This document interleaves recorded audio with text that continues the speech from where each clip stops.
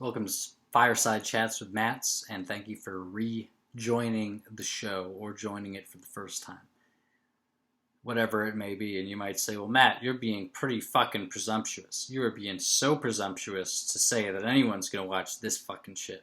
And to that I would say, if someone hears me saying that, then they have watched this. Unless it's me hearing me say that, but in that case, I still watched the video. I still went to the YouTube channel and watched it if that's what happens. So, or I listened to it on a podcast if that's what happens. So, you know, I was still a viewer or a listener. Some might say a consumer. Go back to episode 1 of the Mind Control Words episodes so far. But for that one, oh, I hate that. I hate that term so much. I despise that term. But okay, so another term that is really so last episode, I thought to say last week, earlier tonight actually. Last episode, I talked about the term edgy.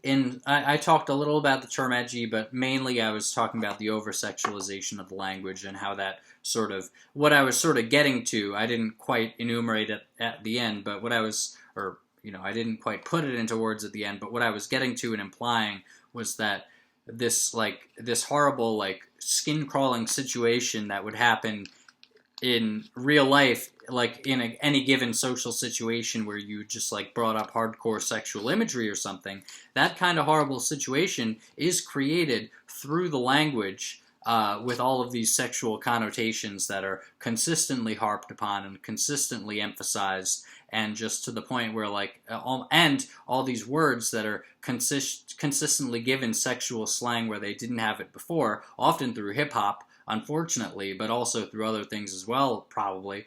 All these fucking sexualization things, it seems to me like it may indeed be intentional, that it's basically creating a culture where everywhere you go, your skin is fucking crawling because everyone is saying something that doubles as ass fuck.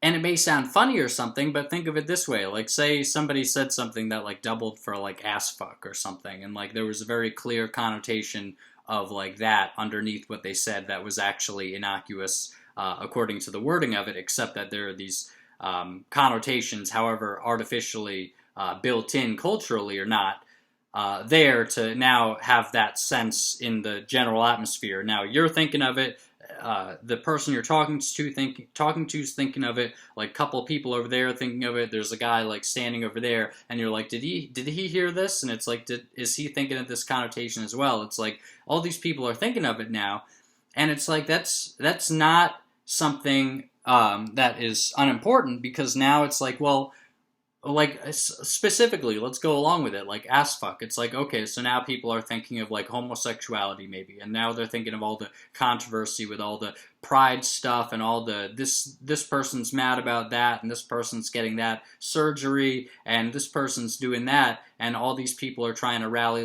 political forces around it, and suddenly all of this drama is now sort of summoned by using this word that also doubles as ass fuck. And then somebody else over here, maybe there's a woman over there whose husband is she doesn't want her husband to put a certain something in a certain place that literally biologically it shouldn't be there. And if you say, well, biologically, that's a perfectly valid thing to do, then it's all right, well, then you are also yourself saying it's biologically perfectly valid for you or anybody, because you're saying it's perfectly valid.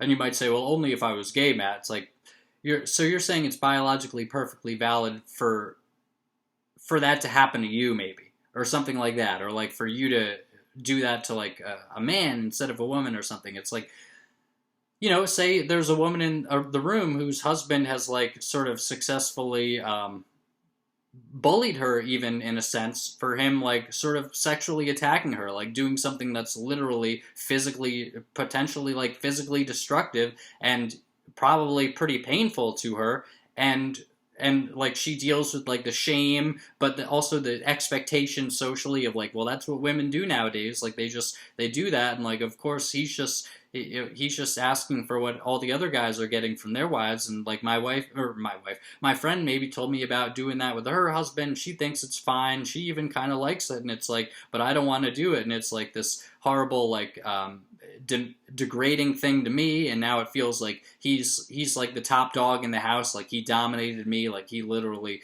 put his penis in my asshole and like dominated me like physically, and it hurt me but it gave him pleasure, and that was the transaction. Now he's walking around like, nothing happened, but it's like now he's got that over on me, and like he's gonna keep asking every once in a while to do it, and it's like, and so now all that might be happening to this woman in the room, like in her life, all that might be going on, and now, or maybe she's just thinking about the possibility of that happening, and she's wondering, like, if I get married, or what if my husband asks me to do that, and like, thinking about all that stuff. And you saying this word that had this kind of double connotation, suddenly the room is really charged with that fucking revolting energy, and suddenly like she might have like this whole set of connotations come around her, where before she was just like doing her job or whatever, and now or like just like shopping for groceries, or just just enjoying her day, and now it's like suddenly like, oh, now this whole all this stuff is like right in my fucking face. And it's because somehow these words have over time become every single fucking word in the fucking dictionary basically has become super sexualized. Now when Dune comes out, they release a fucking popcorn bucket, and it's like, oh, it's the asshole popcorn bucket, and we have all these memes about like people just buying the bucket and stuff, and it's like, this stuff is like really fucking gross, and it's really fucking humiliating maybe for people, and it's really charged. And it doesn't seem to me to be particularly fair to everybody, or particularly gracious at all, to keep harping on this stuff. And so that's sort of what I was getting at with the end of that one there. Anyway, because I started to mention another term, I will go on. I thought, this actually ended pretty well with me kind of filling out the... See, there you go. Even fucking saying that. Me kind of filling out the sexuality angle here. I mean, that whole sentence, me kind of filling out the sexuality angle here, or that whole part of it, like, come on. Like, come on. Did that naturally happen with the language, or, like, was there some kind of, like, cul-de-sac that was set up for us so that every street you go down linguistically is a sex street? But anyway, the other term that I was going to talk about, or the term that I was going to talk about, was conspiracy theory, or conspiracy theorist. Now, of course, there's the overt stuff with this, which is just the general, like, the term conspiracy theorist was apparently originated by the CIA, according to, like, I think the official story and, like, official documents or something. Oh, Matt, that sounds like bullshit. Well, let's see if I find something. Maybe I'll link something somewhere, but... the term conspiracy theory or conspiracy theorist, that set of terms I think was coined by the CIA to discredit people who are saying things about what the government is doing. Now you could go the super truther angle here and say, yeah, but that's just another layer of deception, and they're just trying to create another class of people who are going to get angry about all this stuff that's clearly like left in plain sight in terms of seeing through the bullshit. But these people are just going to still be caught in the facade, because essentially they're still going to be interacting with the system as if it's valid or something, and the whole point is to let go of all that. And it's like, that may be totally valid, and perhaps it's right that the truther mindset would lead you to spirituality, because perhaps when you focus on the truth in general, that leads you to focusing on the most important things and what is true, and then you naturally sort of go towards spirituality and enlightenment and kind of stuff. Like, I think that's it. People like Alan Watt, I think, and Melissa Watt have talked about like how it seems like the whole truther, or like patriot kind of patriot radio kind of stuff, with like people talking about even like the conservative, like Rush Limbaugh kind of stuff, like talk radio things, people, that whole thing seems to have become sort of fused with spirituality in a way that, like, people like, again, Alan Watt and Melissa Watt, I think, have pointed out is probably something going on there. Like, watch who you're listening to if they're just feeding you this like sort of semi-spiritual, semi-truther kind of stuff. Or just sort of like pay attention. Alan Watt had the great metaphor of rat poison. 95% of rat poison is food, and it's the 5% that is poison that kills the rat. Or that's what he said, or something like that. So, if somebody's giving you some good stuff, like, generally what they're giving you is good, but like a little bit of it is kind of tampered with, or like intended in a certain way that's not to your benefit, like perhaps maybe some kind of truther people you might think of, like maybe, I'm not saying necessarily, but perhaps like an Alex Jones or a figure like that. Or if you watch some comedy, maybe you'll watch some Bill Hicks sometimes, But anyway, I'm just sort of, I'm making a reference there or an implication there about stuff that I've seen a little bit of that seems to be relating Alex Jones to the comedian Bill Hicks, and I'd say, in my assessment, it seems fairly compelling, but I'm not saying yay or nay about it. But in any case, about what might be thought of in that issue. However, now, the term conspiracy theorist, yes, it could be looked at in the sense of like, just in the broad sense of like anybody questioning what the government says, they now have a handy term to throw at them, and it's like a fucking, it really is like V for Vendetta or something, or it's like a fucking dystopian movie. Like literally, you turn on the TV and it's somebody calling somebody else a conspiracy theorist because they're questioning the government. Like this is fucking 1984 that we're fucking living in. I mean, maybe not quite as extreme as 1984 portrayed it to be, but like it is pretty fucking extreme. Take it from me. But this world is very extreme in many ways, but the term conspiracy theorist, and then again, you could also look at another layer and say, well, that term is sort of to rile up the people who are looking through the bullshit and to get them to feel like they're in some kind of group and they're still being controlled in some psychological way by the system. But they're just being controlled in a more subtle way, and they are seeing through some of the bullshit that's presented to them, but they're still in the corral of like, thinking or feeling a certain way about it and like responding to it by listening to certain people and like, getting involved in certain movements or whatever, just sort of wasting their time and going around in circles maybe in a certain sense, like Matt McKinley talks about on Quantum of Conscience.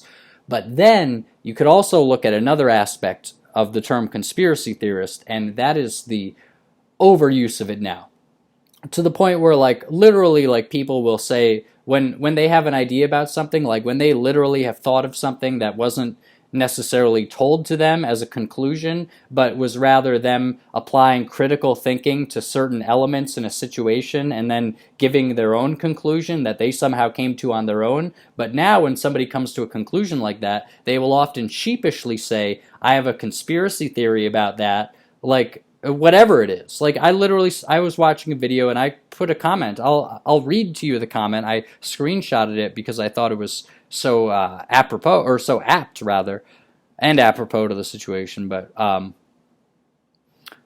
there was this person who literally had, let me see. Yeah, there was this person who had a YouTube video about, yes, it was a YouTube video. Actually, I don't have the title of it right. Oh, Bruce Dickinson just confirmed, blah, blah, blah. Yes, there was a person who had a YouTube video talking about Bruce Dickinson of the band Iron Maiden, a heavy metal band. And he was saying something about, he confirmed something about like the band's lineup, and I don't know if he confirmed a change in the lineup or that it's going to stay the same. I watched enough of the video where it almost sounded like what he was confirming was just that the lineup is actually good. He said that it was a good lineup, so he confirmed that it was good. I don't know, but maybe it wasn't that hilarious. But this video, the guy was talking about like, oh, some fans in other phrasing that I'm using here, he was talking about like some fans speculating that some of the band members might like have been in a feud with the other band members and they didn't want to work with them, or maybe they were only working together only working together to do it, but they actually didn't want to work together as like individuals in a given scenario. Whatever it was, it was a case where he phrased it as some people even had conspiracy theories that the band didn't want to play together anymore. And I wrote a comment because it put me off so much that literally the term conspiracy theory is now used so frequently to basically cast every every bit of someone speculating about something and thinking for them, literally every time someone thinks for themselves rather than presenting to you a conclusion that has already been presented to them by some usually like multi-million-dollar source on TV, every time someone thinks for themselves at all, now the term conspiracy theory is used for it, to the point where literally somebody speculating about whether band members fucking dislike each other in like a band that they're talking about the band members of, so they're probably a fan of it. Someone just speculating about the members of a given band disliking each other is now referred to as a fucking conspiracy theory, as if it's some kind of like Ministry of Information that you are going against when you speculate at all about the members of Iron Maiden disliking each other, maybe. And no, you can't say that. You are actually some kind of like social heretic for fucking having the gall to say, I think maybe Bruce Dickinson doesn't like working with Nico McBrain or McBain or whatever it is. Anyway, I said I would read the comments, so it was actually a comment and then a reply to my comment as like a secondary comment. Yes, sometimes I actually put two comments in a row to fill out what I was saying, or to add another thing to what I was saying, or to even just add something totally different in response to the video that I was watching maybe. Sometimes I leave multiple comments saying multiple things, but we can't allow anyone to say more than a soundbite these days, so I hope that you will rightfully and duly shame me for leaving multiple comments. Okay, but anyway, here's my first comment. The use of, quote, conspiracy theories, unquote, simply to describe a fan thinking that band members might not like each other in real life is really pernicious, period. And then my second comment was, quote, you are not allowed to make any conclusions, exclamation point, unquote.